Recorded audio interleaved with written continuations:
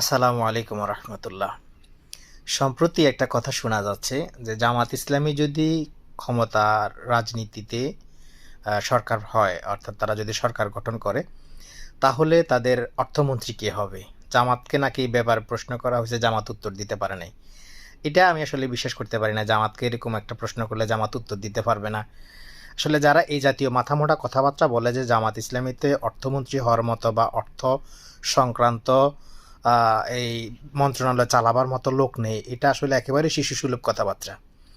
ভাই, বাংলাদেশে যদি পরিচ্ছন্ন কোনো রাজনৈতিক দল থাকে একেবারে আপ টু বটম, অর্থাৎ সকল সেক্টরে, একমাত্র জামাত ইসলামী আছে। জামাত ইসলামী কোন লেভেলে খেলে এটা অন্য রাজনৈতিক দলের কোনো আইডিয়ার মধ্যেও নাই।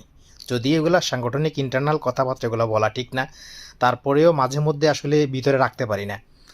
বাংলাদেশে যে পরিমাণ বাজেট হয় বাংলাদেশ জামাত ইসলামীর মানে ওরকম না হলেও কমপক্ষে সংগঠন চালাতে মানে 4/1 হইলেও বাংলাদেশ জামাত ইসলামীর নিজস্ব রাজনীতিকে যে বিভিন্ন কর্মকাণ্ড চালায় তাদের বাজেট আছে। জামাত ইসলামী এগুলো পরিচালনা করতেছে না। প্রত্যেক মাসে রোকনদের মানে এয়ানতের টাকা কোটি কোটি টাকা উঠতেছে, এগুলা মানে অর্গানাইজ হচ্ছে না। এগুলা কে করতেছে? ওই বাইরে থেকে লোক এসে করে দিচ্ছে। এই সমস্ত মাথামোটা কথাবার্তা বলে জামাত ইসলামীকে আন্ডার এস্টিমেট করা যাবে না। জামাত সুশৃঙ্খল লোক, সব সেক্টরের লোক আছে।